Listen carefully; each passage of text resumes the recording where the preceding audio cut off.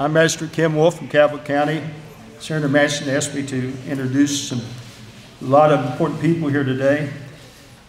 This is a special announcement. It's been long awaited. Senator and Carol, and there's someone that would be here that was a resident of this area, and he would be doing the Pledge of Allegiance, and he was our friend. He was from Marion County, but he chose his home here in Cabot County and Milton from Whitedale, West Virginia, and that's Woody Williams. And I'm sure he's up above looking down at us and smiling. Well, let's start with the Pledge of Allegiance. Bob Legg is here, and Bob's been around the fire department for over, where's Bob? How many years, Bob? 68 years. So he's a senior citizen. Would you lead us in the Pledge of Allegiance, please? Y'all stand, please.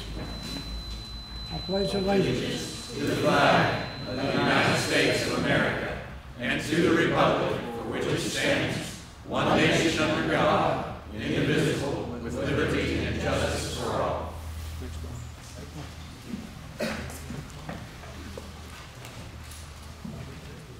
This has taken over 30 years. Local, state, federal officials to bring this project to completion. This is a $190.7 billion project for Milton, and move Milton out of the floodplain and help them spur economic development. There's a lot of people who think about this, but Senator Manchin is here, and he came in late last night from D.C. to be with us today. This would not have happened without Joe's direct involvement and constant advocacy. Carol Miller's here with us, and without her, she was essential in bringing this project across the finish line. Now, we have lots of delegates, and Senator Manchin asked me, don't forget anybody, so we won't try to do that. From the governor's office, Bob Martin. Bob, you here? Bob's with the Resiliency Office. Thank you, Bob. From the Corps of Engineers, Mike Keithley. Mike. Brandon Moore. And Brian Lowe. Thank you, guys. They're the ones that are really the backbone of this project. Where's the mayor? Tom Canterbury, Mayor? Mayor, thank you for, if you don't mind, I'm going to announce all these and we'll clap at the end, okay? Okay, we have Dana Walters, the recorder, okay. Dakota Miller, thank you. Now I understand that Carl Harshberger's working, okay. Tennis Aggins, Tennis, we introduced Bob. Troy Nicely is working, and City Clerk, who's the go-go girl, she was multitasking, Susan Elliott. Thank you, Susan, for everything you're doing here. I think the Fire Chief is not here today, okay. Senator Bob Plama, thank you, sir. Commissioners, Kelly Sabonia, and John Matt, and Liza Caldwell. Thank you, guys. The Sheriff's here, Chuck Jerkel. Corky Hammers, our prosecutor. Thank you, Corky. Master Dan Ferguson's here. Circuit Clerk Mike Wolfel. I saw Mike earlier. Scott Caserta's Scott here. Gordon Mary here. He's our Cabot County Emergency Service Director. And all the first responders. Thank you, guys. We appreciate you being here. Now, without further ado, now if I missed anybody, I'm sorry, Joe. You take care of that. So yes, okay. All right. Linville, Dan Linville. I'm sorry, Dan, you're on the list. Well, you're going to be speaking. Yeah. Dan and Patrick are going to be saying a few words, I think. So I'll let you take care of that, Joe. Okay. Everybody knows Joe. Can I call you Joe? I'm Joe. Nothing's changed.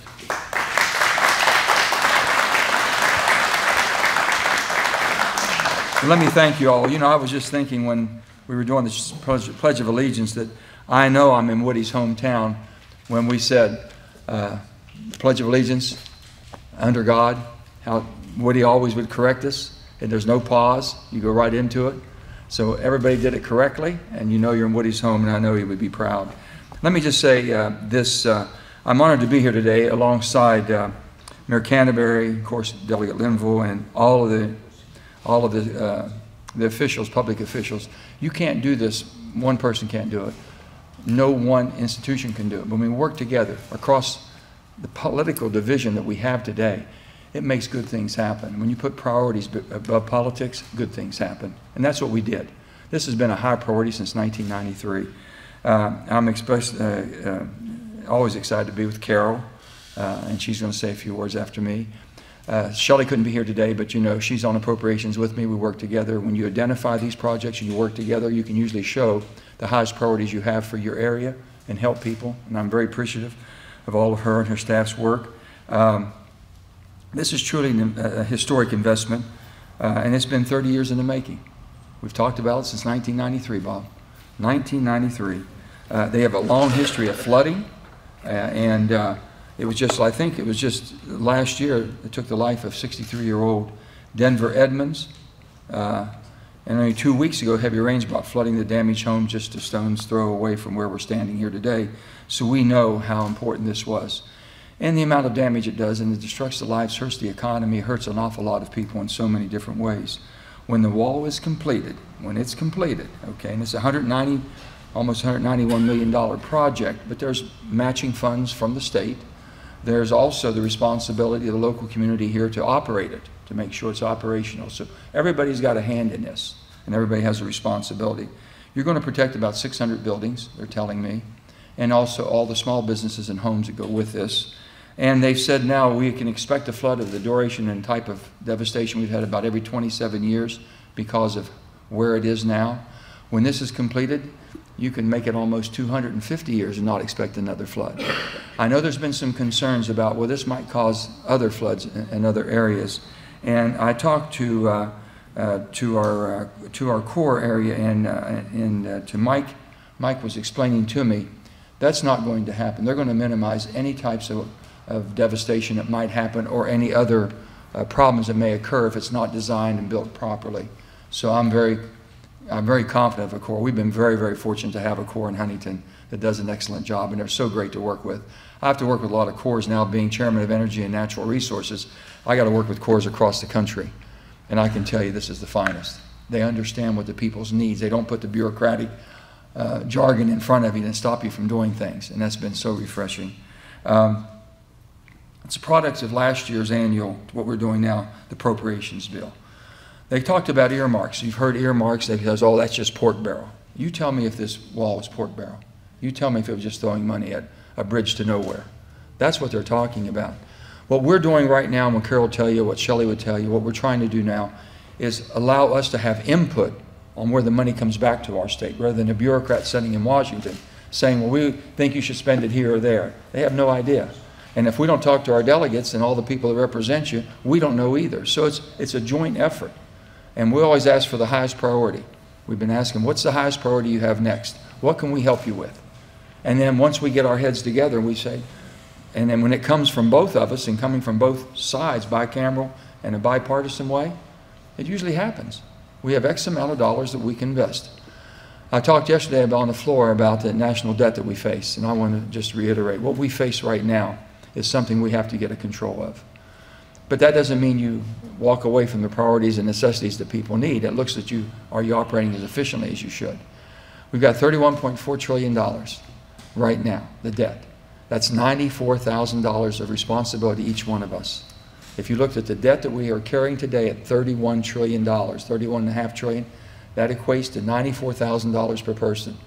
We're going to be paying $600 billion just in interest on that debt this year. $600 billion. Our nation's defense, we spend $850 billion a year just to defend a nation. It's unbelievable. That's $5,000 per household, just the interest on the debt.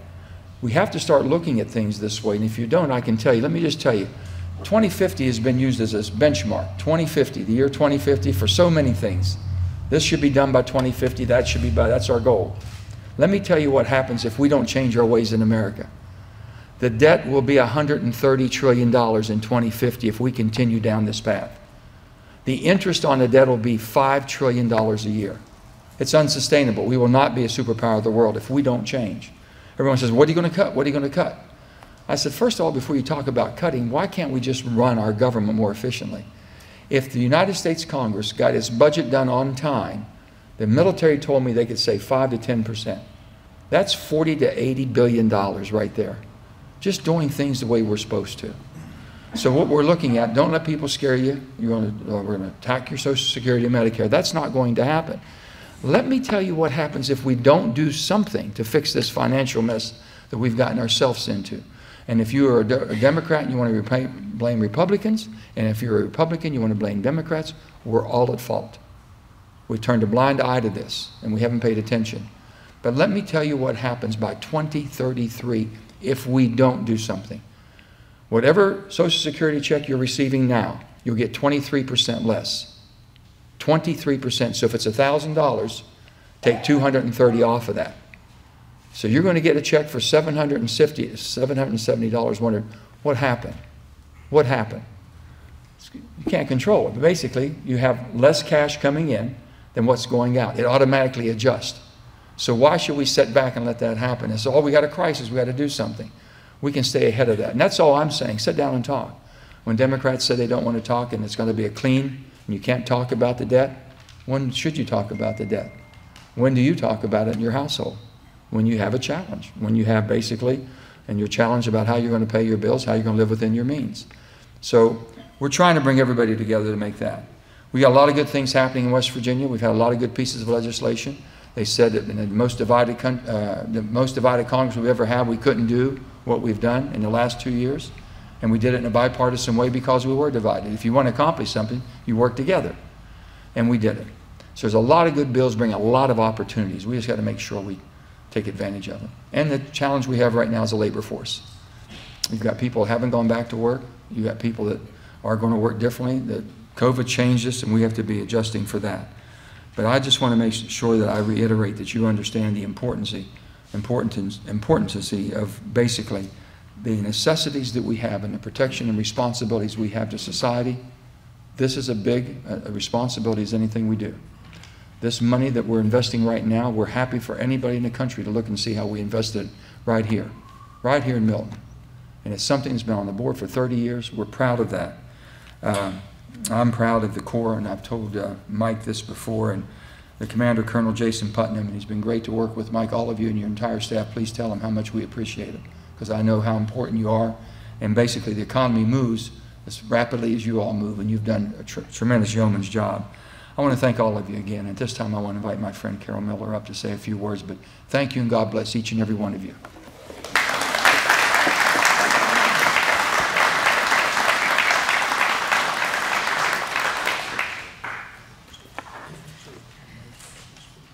It's not funny, but every one of us, when we pull in to Milton, we feel Woody. We feel Woody. He belonged to all of us, and we belong to him. You all don't know the way Joe Manchin acted at his funeral. I do, because I was there. We had a beautiful, beautiful service here in West Virginia. I'm a rule follower. He's not. And we had all these very, very important people telling us exactly how we had to act and where we had to be, and don't do this and don't do that. He goes out there, he grabs the family, he does all these things.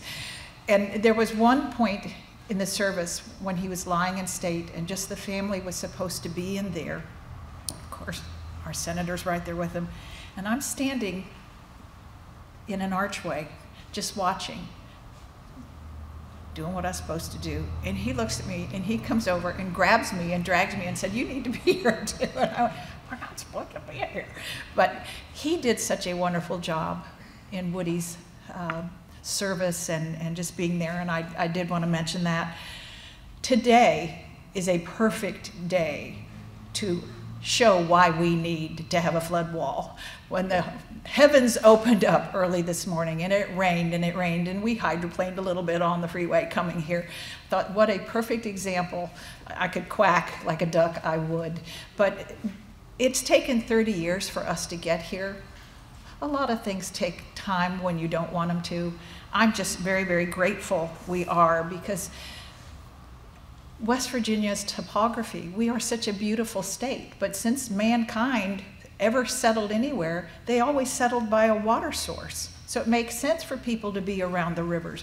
Well, we've got all these mountains and all these hills that feed into those rivers, and those of us who are in the lowlands understand what flooding is, the tragic loss of life and property and the things that go on. And just 2 weeks ago, when I was meeting with the mayor, there you are, it was right after the last flood. So I think the timing here is perfect.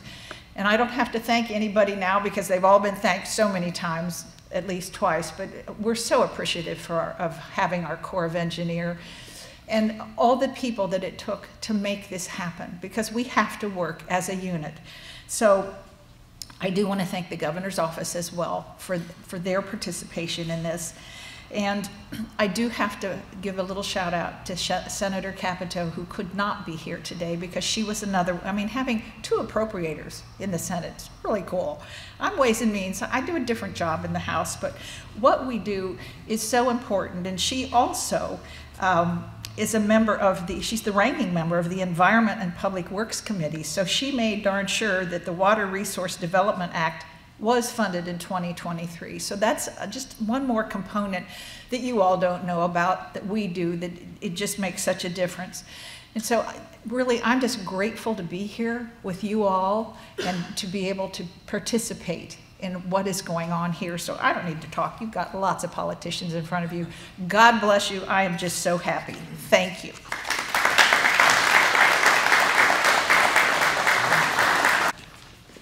Thank you, Carol.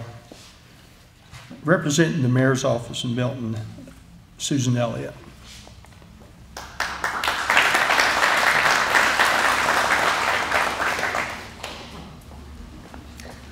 Well, good morning. I'm Susan Elliott, the city clerk at the city of Milton.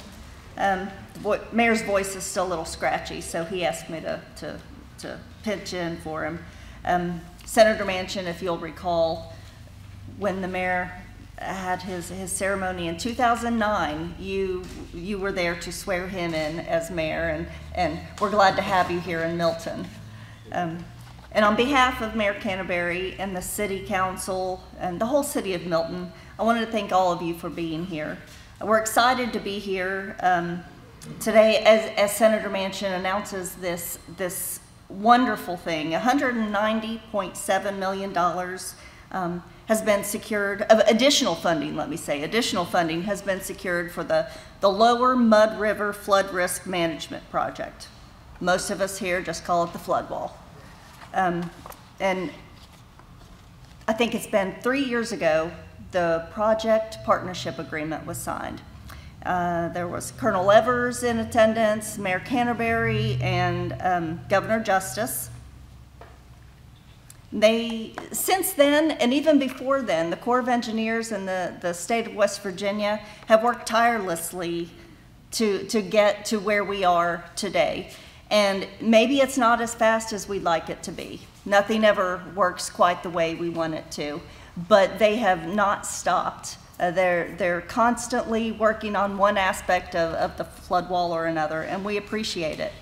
Unfortunately, budget constraints caused delays, and those delays caused increased prices, and then those increased prices just added to the budget woes. So it was just one thing after another.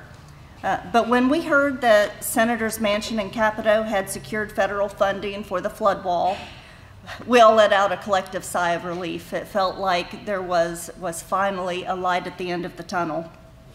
And we realized that this announcement does not mean that the flood wall will appear overnight. We know it won't.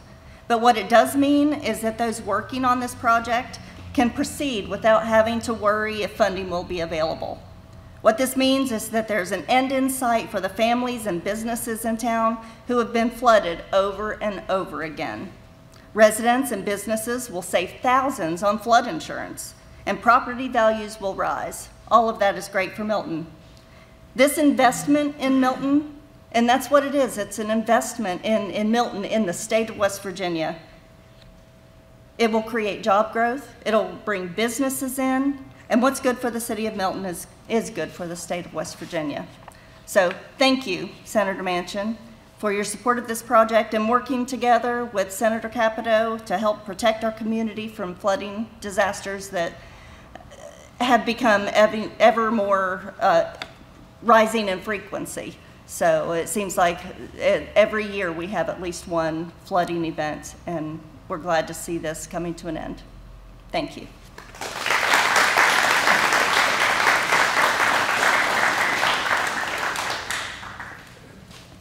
Thank you, Susan, Mayor Tom. Our next speaker is well known in the area. He's been our state senator for many years, Senator Bob Plummer.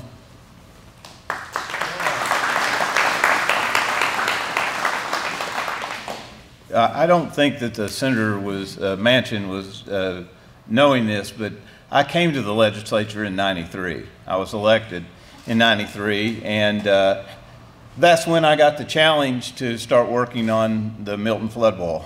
And as well as, if you can remember that, we had a wastewater problem, we had a water problem, and we were under cease and desist at that time. And at that time, Marguerite Leach and I started working on that. It's amazing to me that it's taken 30 years. You know, this is my 31st year in the Senate. I keep telling people I started at 12, got a special waiver to start at 12 because I'm not that old. But this is a culmination of hard work between all parties. On behalf of the city, on behalf of our federal delegation, on behalf of the Corps, and we in the legislature. You don't know the calls that Daniel Linville and I have done back and forth.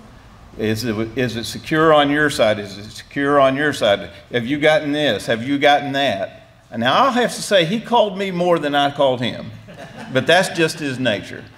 But we work very, very well together. This is a culmination of a lot of work. It's hard to believe in 1993 we started on this. I'm really glad to see that we are finishing it now.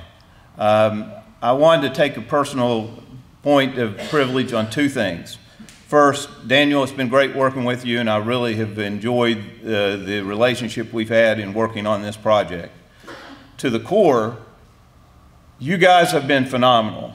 I remember when we had a meeting here and we were trying to work out all the elements of it, you came with the best plan, and I remember we had reserved the Venetian to probably keep it for 4 hours. We thought that's how long it would take. We just got through brunch.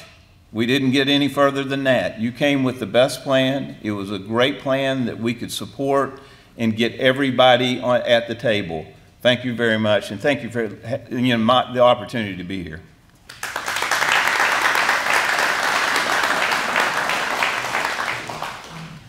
Thank you, Bob.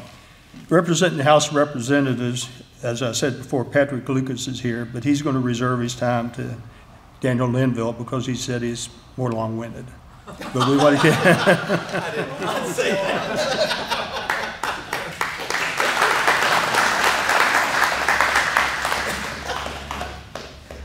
I'll be brief. Folks, first things first, I want to say thank you to Senator Manchin and to Senator Capito and to Congresswoman Miller and to former Congressman Evan Jenkins, all of whom put in a lot of work to make this happen. You know, I'll tell you, I had a lot of calls with the senator and his staff and Senator Capito and her staff as rising inflation and things like that began to happen, and we were getting concerned about whether or not we would have the money for this project. And I'll tell you, I made exact suggestions for the Water Resources Development Act, which ultimately changed the total cost of this project of $2 of federal dollars and $1 of state dollars going in, and that was sort of the mix. They got it changed to 9 federal dollars to 1 state dollar, and that was signed by the president just before Christmas. And I want to say thank you personally for taking the time for that. We couldn't be here without that effort and that support. To the mayor's office. You know, I'll never forget, I was appointed by Governor Justice in August of 2018. And about 1 week into having taken office, I get a call from the mayor's office, and they say, Daniel, I need you to find $40 million. I'll give it my best shot. And that led to me being at the governor's Christmas party in 2018, pulling him aside and saying, Governor, I hear you're friends with President Trump. Do you want me to call him and let him know that we're not going to build a wall? And he said, Daniel, if we need the money now, we'll get the money now. And if we need the money later, we'll get the money later. And we started putting together over $40 million of state dollars to put this together. I want to take a point of personal privilege to thank Senator Plimal. Senator Plimal immediately took to working with us together to get this done, gave me the history of the project, was an incredible partner on this, and helped us get appropriations through the Senate. And if you all think back to 2019, we didn't have a lot of money on a state level. We weren't in the financial condition that we are right now. But Milton, we did it. We did it. $190.7 million from the federal government, over $40 million from the state government, two $50 million phone calls with the Corps of Engineers letting me know that the cost of the project had went up, but we've got the money. And this is for the first time going to be something where elected officials are actually able to put forward infrastructure that's going to put dollars back in the pockets of the people of the city of Milton. You're not going to have to pay for flood insurance anymore here in the city of Milton. You're going to be able to take that cost out of your monthly budget. And we're going to be able to protect our schools. We're going to be able to protect this building that we're standing in that is flooded before. And we're going to be able to put money back in the pockets of the people of Milton, all while doing something absolutely incredible. It's a great day. And let's deflate that raft when we're done. Ladies and gentlemen, thank you so much. We're proud to be here, and this is a great day for Milton. Thank you.